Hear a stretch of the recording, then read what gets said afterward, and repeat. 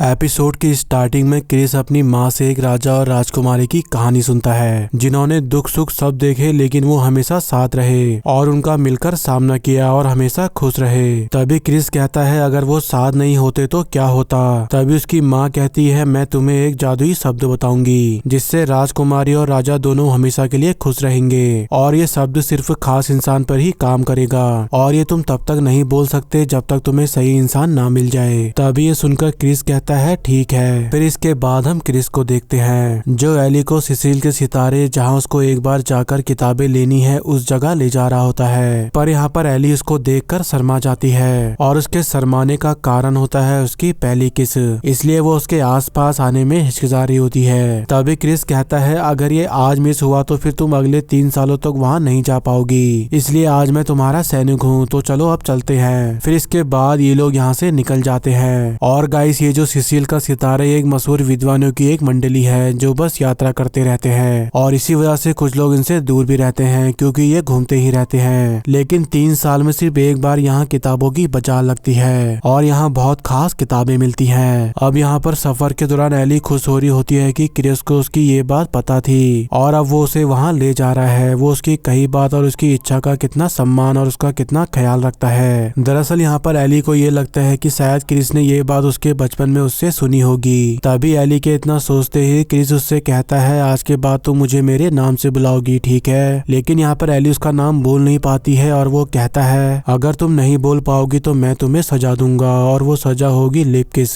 फिर इसके बाद ये लोग सिसिल के सितारे वाली लोकेशन पर पहुंच जाते हैं। तभी क्रिस एली से आज उसका हाथ दिन भर पकड़ने को कहता है और एली खुश होकर उसका नाम बोलती है और क्रिस को अच्छा लगता है। फिर इसके बाद ये राइटिंग ऑफ द लैंड जो 3 साल पहले रिलीज हुई थी वो खरीदने जाते हैं। लेकिन शॉप के ओनर से उन्हें पता चलता है कि वो पहले ही बिक चुकी है। अगर वो दी स्टार ट्रेवलर खरीदना चाहते हैं तो वो उन्हें वो दे सकता है। तभी यहाँ पर एली इस बुक ओनर को उस बुक के बारे में कुछ ज्यादा ही डिटेल बता देती है जो उसके समझ में नहीं आता है। तभी क्रिस कहता है सोलू क्वीन भाषा को छोड़कर और कोई भी भाषा में तुम हमें वो बुक दे दो। तभी ये सुनकर वो बुक लेने चला जाता है और क्रिस कहता है हर किसी को चीजों का उतना ज्ञान नहीं होता, इसलिए लोगों को परख कर उनको उनके हिसाब से ही बताया करो। तभी एली कहती है आपने बिल्कुल ठीक कहा, वैसे मैं आपको बता दूं ये किताब मेरी माँ की फेवरेट किताब थी जो उन्हें पिताजी ने गिफ्ट करी थी। तभी क्रिस कहता है ऐसा है तो मैं भी ये पढ़ूंगा। तभी यहाँ पर एली क्रिस का नाम ना बोलकर कहती है क्या तुम भी ये पढ़ते हो। तभी क्रिस कहता है तुमने मेरा नाम नहीं बोला, लगता है तुम्हें फिर से किस करके सजा देनी होगी। तभी इसी दौरान यहाँ ओनर आता है और वो उन्हें बुक दे देता है। जिसके बाद ये लोग बुक लेकर कुछ पुराने लीग वर्जन बुक को देखते हैं और एली क्रिस को बताती है कि थियोडोर भी ये बुक को ढूंढ रहे थे। तभी क्रिस कहता है तुम्हारी सजा में तुम किसी और आदमी का नाम भी नहीं ले सकती हो। तभी ये सुनकर वो क्रिस का नाम लेना भूल जाती है और दूसरी तरफ इशारा करके उसको गुमराह कर देती है। और फिर इसके बाद हम यहाँ पर एलन को देखते हैं जो ये सब देखकर हंसने लगता है। और फिर तभी इसी दौरान यहाँ पर एक शोर होता है। दरअसल यहाँ पर 2 बच्चे बुक चुरा कर यहाँ से भाग रहे होते हैं जिन्हें कुछ आदमी घेर लेते हैं और फिर पकड़े जाने के बाद ये बच्चे कहते हैं कि बिस्टन फैमिली में से किसी नोबल ने हमसे ये चोरी करने को कहा था। तभी ये सुनकर एली चौंक जाती है और क्रिस आगे बढ़ता है और इन दोनों लड़कों में से एक बच्चा उसे देखकर पापा कहता है। तभी ये बंदा कहता है क्या तुमने ये करवाया और क्या तुम इसके पापा हो। तभी क्रिस एक प्यारी सी स्माइल देकर इस आदमी के कान में कुछ बोलता है और कहता है इसलिए मैं इनकी जिम्मेदारी लेता हूँ। तभी ये सुनकर ये लोग उन बच्चों को छोड़ देते हैं। फिर इसके बाद ये लोग इन बच्चों को खाना खिलाते हैं और यहाँ पर पता चलता है कि इन दोनों बच्चों में से एक बच्चे की माँ बीमार होती है और वो यहाँ के डॉक्टर से अपनी माँ को मिलाना चाहते थे। लेकिन सिसिल लोग एक जगह पर नहीं रुकते हैं, इसलिए एक नॉर्मल आदमी ने उनसे कहा कि वो अगर चोरी करेंगे तो वो उनकी माँ को डॉक्टर से मिलवा देगा, इसलिए उन्होंने ये चोरी करी। अब बात यह है कि रिनी ने क्रिस को अपना पिता क्यों कहा। दरअसल रिनी की माँ ने उससे कहा होता है कि उसके पिता की नीली आंखें हैं और वो उससे वहाँ मिलने आएंगे। ये सब उसकी माँ ने उससे कहा होता है, इसलिए रिनी क्रिस को अपना पिता समझने लगा। तब ये सुनकर एली चौंक जाती है पर क्रिस कहता है मैंने तुम्हें सब बताया है, ऐसा कुछ नहीं है। तभी दूसरा बच्चा बताता है कि इन्होंने उस आदमी के कान में डॉक्टर लेजी का नाम लेकर कहा था कि वो उनके पुराने जानने वाले हैं, इस वजह से भी वो उसके पिता हुए। तभी ये सुनकर एली को और बुरा लगता है। मतलब बात यह है जो रिनी है उसकी माँ एक डांसर थी स्टार ऑफ सिसिल में और साउथलिन के नाइट ने डॉक्टर से दोस्ती कर ली थी क्योंकि वो उसकी प्रेमिका थी। तभी एली पूछती है क्या ये सच है। तभी क्रिस बोलता है तुम ऐसे क्यों देख रही हो। तभी यहाँ एलन आता है और कहता है आप खाना खा लो एली। तभी एली कहती कहती है मैं हमारे कुक का बना खाना यहाँ लेकर आई हूँ। अरे वाह, वहाँ के कुक तो लाजवाब होते हैं। तभी एली कहती है आपको मेरे परिवार के बारे में कैसे पता।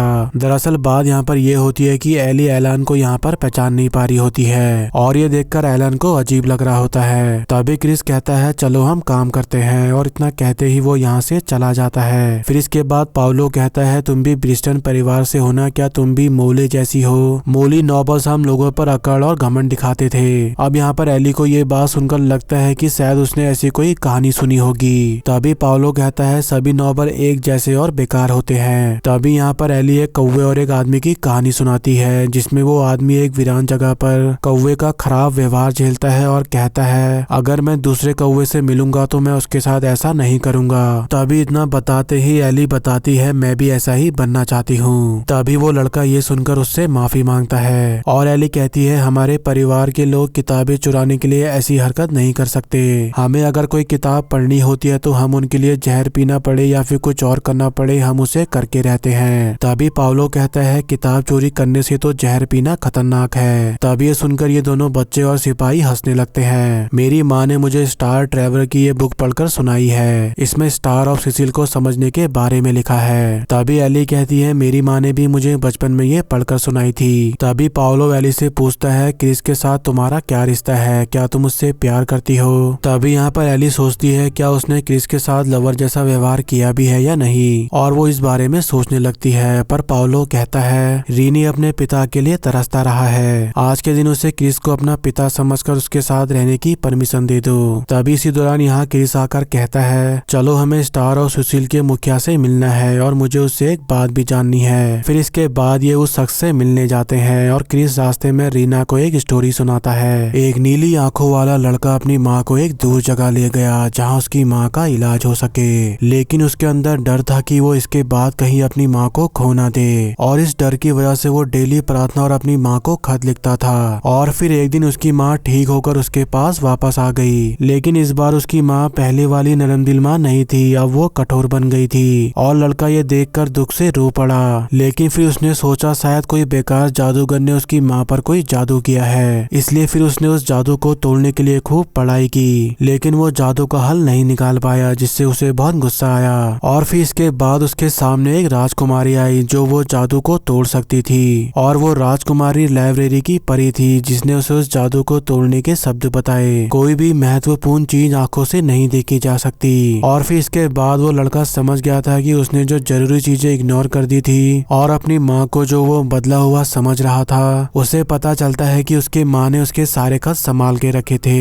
इसलिए ये जानने के बाद उसकी माँ उसको जब भी डांटती थी वो चुप रहता था। और फिर इसके बाद उसने उस राजकुमारी का दिल से शुक्रिया किया। इसलिए रीना जो खास होता है वो हमारी आंखों के सामने होकर भी हम उसे नहीं देख पाते हैं। इसलिए कोशिश करो कि तुम इस चीज को समझ सको और अपने सबसे जरूरी चीजों को खोने देने से बचा लो। तभी ये सुनकर रीना समझ जाता है कि वो उसके डैड नहीं है, उसे बस गलतफहमी हो गई थी। और इतना सोचते ही वो क्रिस को भाई बोलता है। फिर इसके बाद एली रीना को कुछ खाने को देती है, जिसे देखकर क्रिस उसको भी खिलाने को कहता है। और एली जब उसे खिलाती है तो वो उसकी उंगली चूसने लगता है और एली शर्माने लगती है। तभी क्रिस कहता है ये तो बहुत ही मीठी है। तभी देखकर पाउलो कहता है ये देखकर मेरी तो भूख ही मर गई। गैलिन कहता है ऐसे सीन हमें रोज देखने पड़ते हैं छोटू।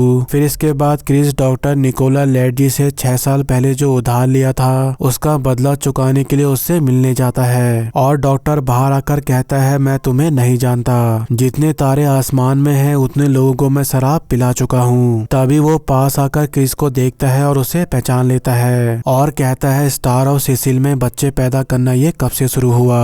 तभी ये सुनकर एली को लगता है शायद वो अभी भी क्रिस के बारे में कुछ नहीं जानती, इसलिए वो ये सुनकर पीछे हट जाती है और क्रिस उसको देखने लगता है। और इसी के साथ हमारा आज का ये वीडियो भी यहीं पे एंड होता है। तो दोस्तों अगर वीडियो पसंद आई हो तो वीडियो को लाइक कर देना, और अगर आप मेरे चैनल पर न्यू हो तो चैनल को सब्सक्राइब और मुझे ऐसे ही सपोर्ट करते रहिए। मिलते हैं नेक्स्ट वीडियो में।